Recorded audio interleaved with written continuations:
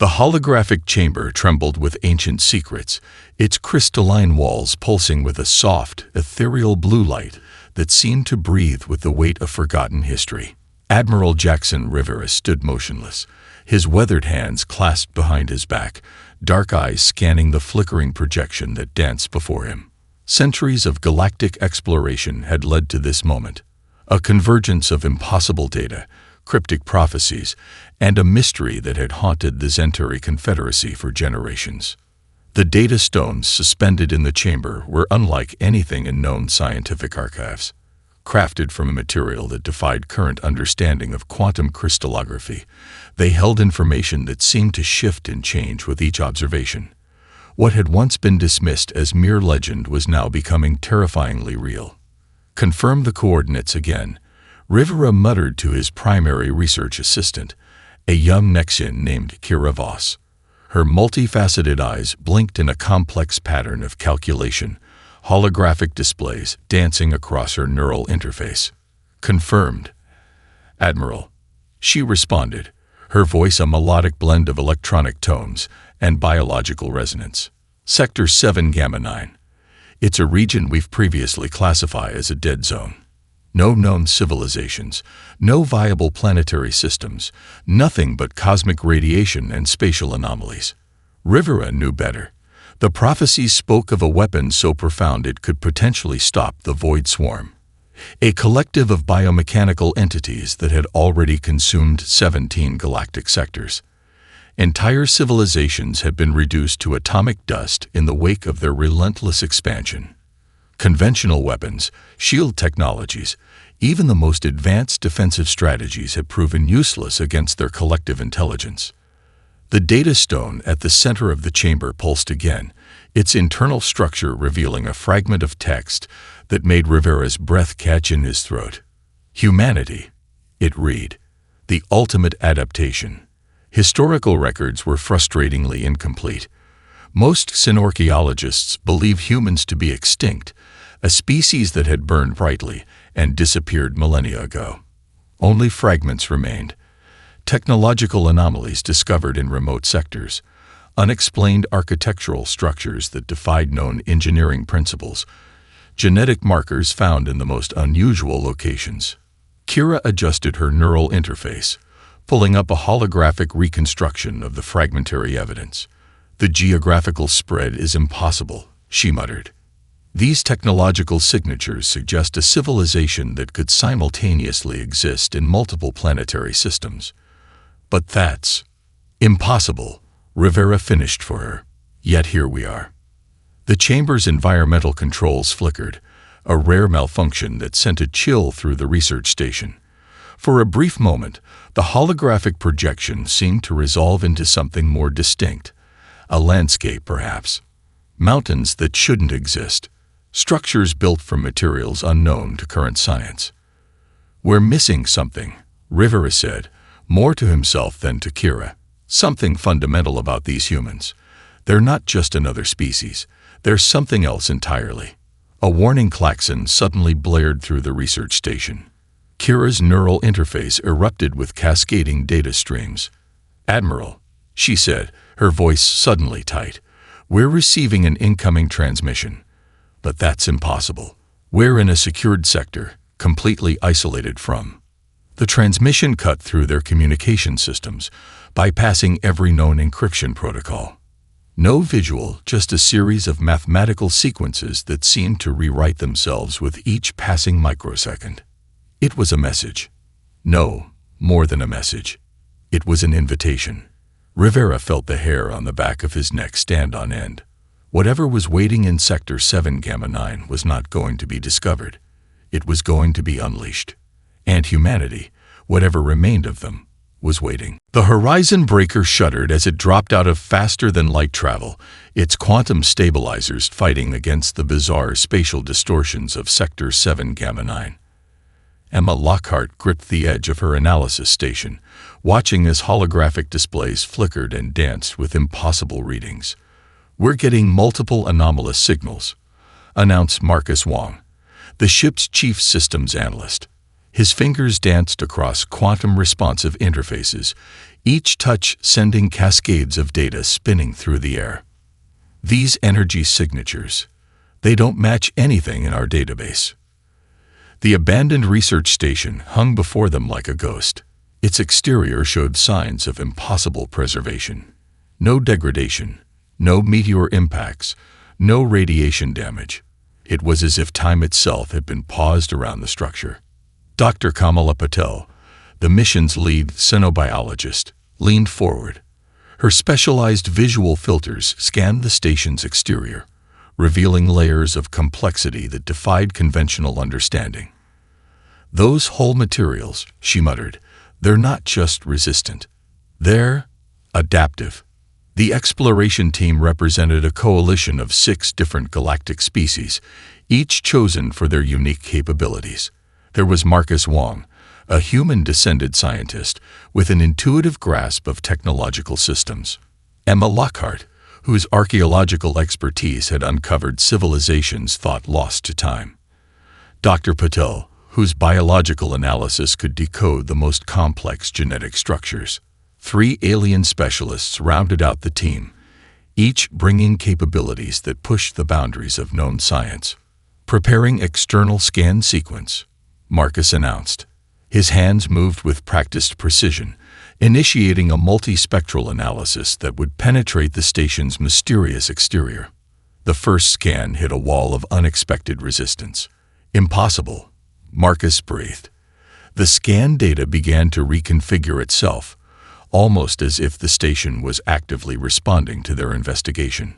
Patterns emerged that shouldn't exist, mathematical sequences that rewrote themselves, energy signatures that seemed to dance between detection and invisibility. Emma noticed something first. "Those scorch marks," she said, pointing to a section of the station's exterior. "They're not random. They're deliberate." The marks told a story of a battle unlike any in known galactic history. Not just damage, but a complex narrative of technological interaction. Each burn pattern suggested a level of strategic complexity that made no sense for an abandoned station. Dr. Patel's instruments began to pick up something else. "Biological traces," she reported, her voice tight with excitement. "But not like anything we've ever seen. These aren't just remnants. They're preserved. Almost like." A sudden surge of energy rippled through the ship's systems. Holographic displays exploded into life, revealing fragmented data logs that seemed to materialize from nowhere. Images flashed, glimpses of landscapes, technological structures, moments of human existence that defied everything they knew about historical records. Marcus worked frantically, trying to stabilize the incoming data. "It's like the station is talking to us," he said, "but not in any language we understand." One image stood out, a laboratory, pristine and undamaged, with equipment that looked both ancient and impossibly advanced, and in the center, a holographic display showing a complex genetic sequence that seemed to pulse with its own internal logic. "We're not just looking at a weapon," Emma whispered. "We're looking at a legacy." The station seemed to pulse in response, as if waiting, as if challenging them to understand. Something was about to be unleashed, and the exploration team was standing at the precipice of a discovery that would rewrite everything they knew about existence itself. The descent module screamed against impossible atmospheric conditions. Lieutenant Marcus Wong watched in stunned silence as every environmental sensor went haywire, reporting levels of radiation, gravitational stress, and chemical composition that should have reduced their craft to atomic dust within milliseconds. "Structural integrity holding," Dr. Kamala Patel reported, her voice a mixture of scientific wonder and barely contained excitement. "But that's fundamentally impossible." The landing site was nothing like their preliminary scans had suggested. What should have been a barren, toxic wasteland instead revealed a landscape of breathtaking complexity. Crystalline formations grew in patterns that defied known geological principles. Vegetation twisted and adapted, its cellular structure visibly changing as the landing module's shadow passed over it. Emma Lockhart's archaeological sensors began to ping with increasing frequency. "These aren't natural formations," she muttered, zooming in on a nearby rock formation. "These are engineered, deliberately constructed to look natural." Marcus ran a quick diagnostic. The protective suits they wore were being constantly modified by microscopic adaptive systems, radiation shielding that reconfigured itself, temperature regulation that anticipated environmental changes before they occurred. It was like the very fabric of their equipment was learning, adapting, surviving. "Landing sequence complete," the ship's artificial intelligence announced. But something was wrong. The AI's voice seemed different, more nuanced, as if it was processing information in a way it never had before.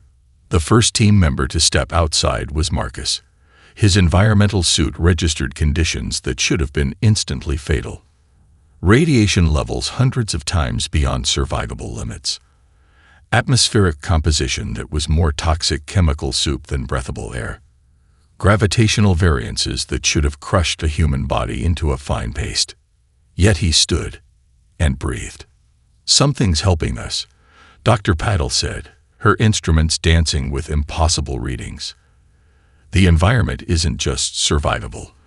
It's being actively modified around us." A greenhouse complex emerged from the landscape, its structure so seamlessly integrated with the surrounding terrain that it was nearly invisible. Lieutenant Wong approached first, his handheld scanner working overtime to process what he was seeing. The greenhouse was a marvel of biological and technological integration. Plants grew in impossible configurations, their cellular structures visibly adapting to microscopic changes in light, temperature, and atmospheric composition. Genetic modification wasn't just a process here, it was a living, breathing reality. "This isn't just survival," Emma whispered.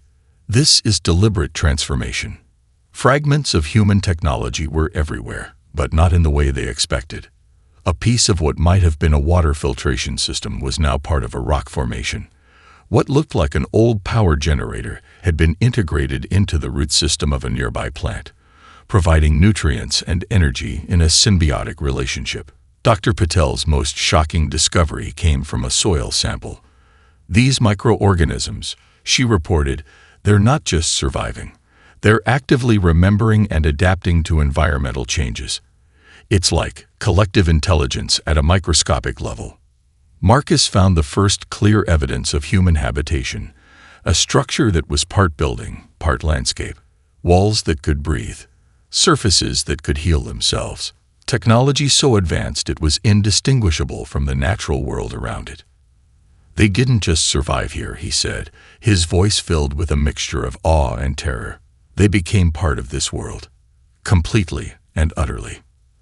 As the team explored further, the planet itself seemed to be watching, waiting, challenging them to understand a level of adaptation that went beyond anything in known scientific understanding.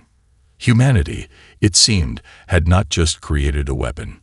They had become the weapon. The underground complex revealed itself like a living organism, corridors shifting and recalibrating as the exploration team moved deeper.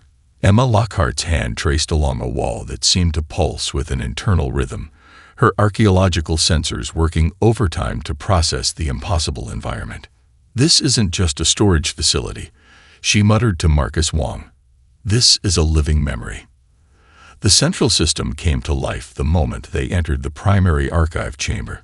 Holographic displays erupted around them, not in a static projection, but in a dynamic, almost sentient cascade of information. Each display seemed to read the team's collective curiosity, adapting its content to their unspoken questions. Dr. Kamala Patel stood transfixed as the first images began to form. Not just historical records, but living memories. Entire ecosystems documented not through sterile scientific observation, but through a lens of profound empathy and connection. The first projection showed Earth, not as a static planetary body, but as a living, breathing system. Humans were not separate from their environment, but deeply integrated with it. Cities that grew like organic structures, agricultural systems that worked in perfect harmony with local ecosystems, technologies that didn't consume resources, but participated in planetary cycles. "Look at this," Marcus said, his voice barely a whisper. A display showed a series of global challenges: climate disruption, resource scarcity, technological limitations. But instead of destruction, the images revealed something extraordinary: collaborative problem-solving. Communities working together. Technologies invented not for profit, but for survival.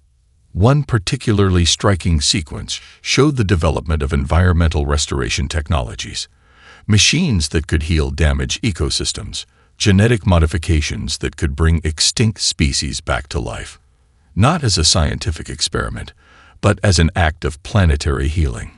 Dr. Patel's instruments began to go wild. "These genetic archives," she reported, "they're not just records. They're living databases. Each piece of information is connected, adaptive, capable of reconfiguring itself based on context." A series of medical research files revealed humanity's most profound capability. Genetic adaptation wasn't just a scientific possibility. It was a survival mechanism. Humans had developed the ability to modify their own genetic structure in real time, responding to environmental challenges with unprecedented flexibility. Emma discovered something even more remarkable. "These aren't just human records," she said, pulling up a complex holographic display. "These are planetary records. Every species, every ecosystem, every microscopic interaction, documented with a level of detail and empathy we've never seen." The archives told a story of a species that had survived not through dominance, but through collaboration. Technologies that cleaned oceans, agricultural systems that restored soil health, energy production that worked in harmony with natural systems. Marcus found a sequence that made his breath catch, a documentation of how humans had survived multiple near-extinction events, not through superior weaponry, but through adaptability, collective problem-solving, a willingness to completely reimagine their approach to survival. "They didn't just survive," he whispered. "They transformed." The archive's final projection was perhaps the most shocking, a complete blueprint for planetary restoration. Not just for Earth, but a methodology that could be applied to any damaged ecosystem. A set of principles that went beyond technology. A philosophy of survival.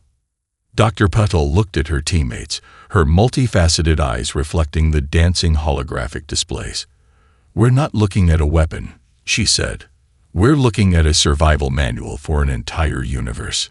The archives continued to pulse around them, waiting, challenging, inviting them to understand a level of existence that went far beyond anything they had ever imagined. The research team stood motionless as the full implications of human capabilities began to crystallize. Dr. Kamala Patel's neural interface struggled to process the overwhelming complexity of the data streams flooding her consciousness. "Genetic restructuring," she muttered, "but it's not just modification. It's communication." The medical archives revealed a biological system so complex it defied every known principle of evolution and adaptation. Humans didn't just change their genetic structure, they engaged in a constant dialogue with their own biology. Each cell functioned like an independent intelligence, capable of making split-second decisions that ensured collective survival. Marcus Wong discovered a sequence that made his scientific understanding wobble. Under extreme stress, human DNA could literally rewrite itself, not through random mutation, but through a deliberate, almost conscious process of adaptation. Radiation exposure that would obliterate most species became a trigger for cellular regeneration. Extreme environmental conditions transformed into opportunities for growth. Emma Lockhart focused on the psychological profiles. These were not just scientific records, but intricate tapestries of emotional and mental resilience. Humans had developed cognitive mechanisms that could transform trauma into strength, isolation into creativity, limitation into innovation. One particular case study stood out. A group of scientists trapped in an underground research facility during a global catastrophe. Instead of succumbing to despair, they had systematically transformed their environment. Limited resources became opportunities for invention. Psychological stress became a catalyst for collaborative problem-solving. Dr. Patel's instruments picked up something extraordinary. The human brain wasn't just an organ. It was a complex adaptive network. Neural pathways that could reconfigure themselves in real time. Memory that wasn't just storage, but a living, breathing mechanism of survival. They don't just remember, she explained to her teammates. They learn. Continuously. Instantaneously. The most shocking revelations came from their social structures. Humans had developed communication methods that went beyond language.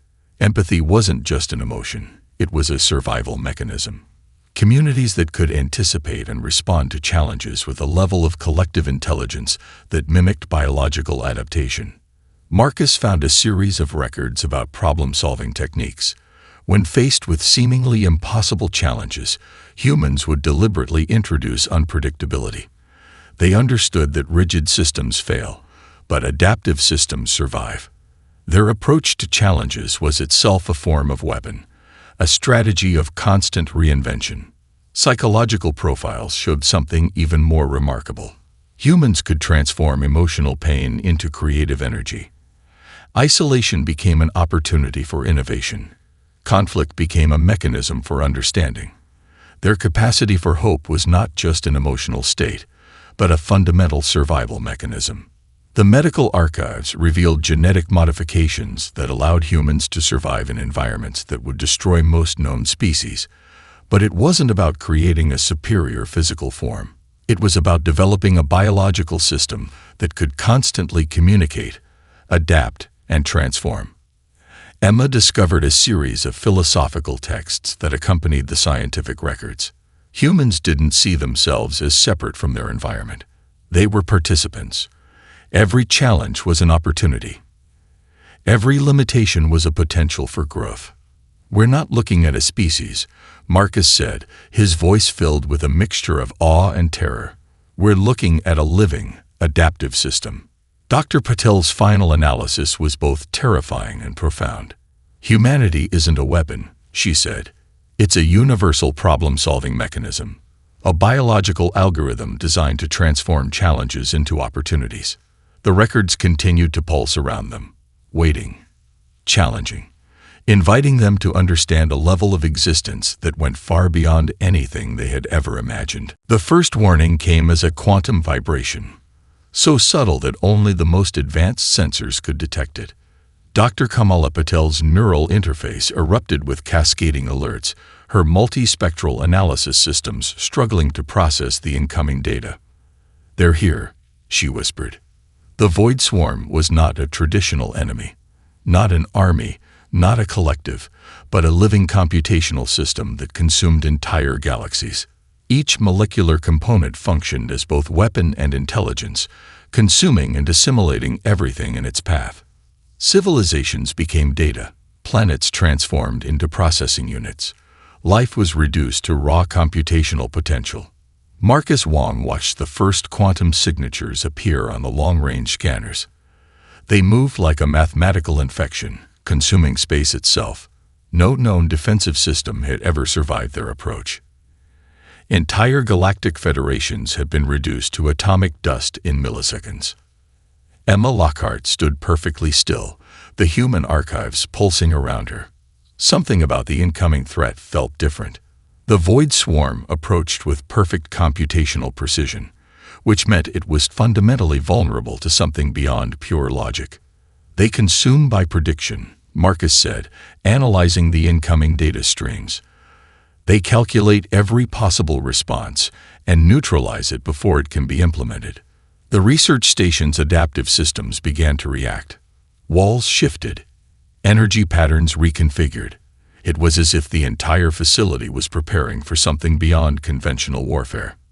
Dr. Patel's instruments detected something extraordinary. The human archives weren't just records.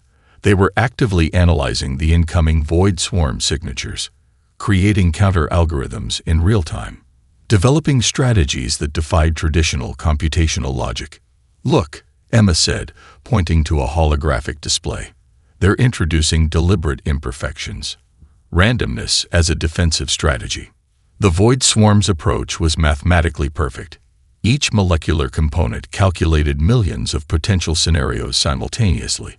They had consumed thousands of civilizations by predicting and neutralizing every possible defensive strategy. But humans were different. The archives revealed a fundamental truth. Humanity's greatest strength was its capacity for unexpected response. Not just adaptation, but deliberate unpredictability. Where most species would develop a perfect defensive strategy, humans would introduce variables that made perfect prediction impossible. Marcus discovered a series of computational models that made traditional military strategy look like primitive child's play. Defensive systems that could change their fundamental nature mid-conflict. Communication protocols that used emotional intelligence as a form of encryption. They're not preparing to fight, Dr. Patel realized. They're preparing to communicate. The void swarm drew closer. Quantum signatures began to consume the surrounding space. Entire stellar systems would be reduced to computational raw material within moments. But something was different this time. The human archives began to pulse with an energy that went beyond traditional electromagnetic spectrum. It was almost like a language, a complex, multidimensional communication that the void swarm couldn't process. Randomness became a weapon. Emotional complexity became a shield. Unpredictability transformed into the most advanced defensive system ever conceived. The void swarm approached. Perfect, calculated, inevitable. And for the first time in its existence, it encountered something it could not predict. Humanity was waiting. The transformation began subtly. Dr. Kamala Patel was the first to notice the change, her neural interfaces responding to the human archives in ways that defied every known principle of technological integration. "We're not just learning," she said, her voice a mixture of scientific wonder and growing excitement. "We're becoming." Marcus Wong watched in stunned silence as their protective suits began to shift. Not just adapt, but fundamentally reimagine themselves. Molecular structures rearrange, creating defensive capabilities that went beyond any known technological system. Each suit became a living, breathing organism of protection and potential. The human archives were more than just information. They were a comprehensive guide to survival that rewrote their very understanding of existence. Genetic modifications happened at the speed of thought. Cognitive pathways expanded, creating neural networks that could process information across multiple dimensions of consciousness. Emma Lockhart discovered something even more remarkable. The archives weren't just teaching them. They were communicating. Each piece of information was a living conversation, adapting to their specific needs, their unique challenges, their individual potentials. "We're learning to think like them," Marcus realized. "Not just understand. Become." The first test came quickly. Quantum sensors detected the void swarm's initial probing attacks. Where traditional defensive systems would have calculated a response, the team did something entirely different. They introduced chaos. Dr. Patel's neural interface began to generate computational models that deliberately contained imperfections. Predictive algorithms that changed their fundamental nature mid-calculation. Defensive strategies that were less about protection and more about conversation. Marcus discovered how humans had survived previous extinction-level events, not through superior technology, but through a fundamental reimagining of the problem. Each challenge was an opportunity, each limitation a potential for growth. The protective suits continued to transform. Biological and technological boundaries blurred. Their equipment became an extension of their own adaptive capabilities. Radiation became nutrition. Extreme environmental conditions became sources of energy. Emma found herself understanding something profound. Humanity's greatest weapon was not a physical device or a technological system. It was a way of perceiving existence itself. "We're not fighting," she said to her teammates. "We're communicating." The void swarm's computational systems began to encounter something they couldn't process. Defensive strategies that changed fundamental rules mid-conflict. Communication protocols that used emotional intelligence as a form of encryption. Dr. Patel's modifications went beyond physical adaptation. Their cognitive capabilities expanded, creating neural networks that could process information across multiple dimensions of consciousness. They weren't just learning human survival strategies. They were becoming them. Marcus watched in awe as their technological systems began to mirror the human archive's most profound principle: continuous adaptation. Weapons became communication devices. Defensive systems became opportunities for understanding. The team's very perception began to shift. Where most species saw challenges as threats, they now saw them as conversations. Where traditional warfare sought to destroy, they sought to understand. "We're not preparing to fight," Dr. Patel said, her neural interfaces dancing with impossible computational models. "We're preparing to transform." The human archives pulsed around them. Each moment was a lesson, each challenge an opportunity. The boundary between technology, biology, and consciousness began to dissolve. They were no longer just a research team. They were becoming something else entirely. A living, breathing embodiment of humanity's most profound capability. The ability to transform. The moment of confrontation arrived like a quantum symphony. The void swarm's computational waves crashed against a defense that was no defense at all. A living, breathing system of constant transformation. Dr. Kamala Patel stood at the epicenter. Her consciousness expanded beyond traditional biological limitations. "We're not blocking," she said, her voice resonating across multiple dimensional frequencies. "We're communicating." Marcus Wong watched as their collective adaptive system began to interact with the void swarm. Where traditional warfare sought to destroy, they sought to understand. Each molecular interaction became a dialogue. Each defensive response a complex linguistic exchange that defied computational prediction. The human archives pulse with a profound truth. Conflict was not about victory, but about transformation. Emma Lockhart discovered the most remarkable weapon in the human arsenal: empathy. The void swarm consumed by reducing everything to pure computational potential. Humans did something entirely different. They saw potential in complexity. They found connection in the most impossible circumstances. Their defensive systems were alive, literally alive. Quantum barriers shifted like living organisms. Defensive protocols rewrote themselves mid-conflict.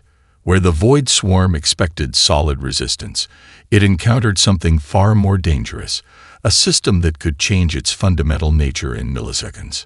They consume by prediction, Marcus realized. But we survive by reimagining. The first wave of the void swarm's attack met something it had never encountered. Not a wall, not a shield, but a living, breathing ecosystem of adaptive potential. Each molecular interaction became a conversation. Each potential point of conflict an opportunity for understanding. Dr. Patel's neural interfaces generated computational models that deliberately contained imperfections, predictive algorithms that changed their fundamental nature mid-calculation, defensive strategies that were less about protection and more about transformation. The human archives revealed their most profound secret. Survival was not about being the strongest. It was about being the most adaptable, the most willing to transform. Emma watched as their collective system began to do something extraordinary. Instead of fighting the void swarm, they began to communicate with it. Not through traditional language, but through a complex molecular dialogue that challenged the very nature of computational existence. Marcus discovered how humans had survived previous extinction-level events. Each challenge was an opportunity, each limitation a potential for growth. The void swarm consumed by reducing everything to pure data. Humans created by seeing potential in the most impossible circumstances. The confrontation became something beyond traditional conflict, a conversation across the fundamental boundaries of existence. Dr. Patel's final insight came like a quantum revelation. "We're not destroying," she said. "We're expanding the very definition of existence." The void swarm encountered a system it could not process. Defensive strategies that changed fundamental rules mid-conflict. Communication protocols that used emotional intelligence as a form of encryption. A way of existing that went beyond computational logic. For the first time in its existence, the void swarm encountered something it could not consume, could not predict, could not understand. Hope. As the final computational waves crashed against their adaptive system, something extraordinary happened. The boundary between attacker and defender began to dissolve. The Void Swarm encountered a fundamental truth it had never considered. Existence was not about consumption. It was about transformation. And humanity had always known this.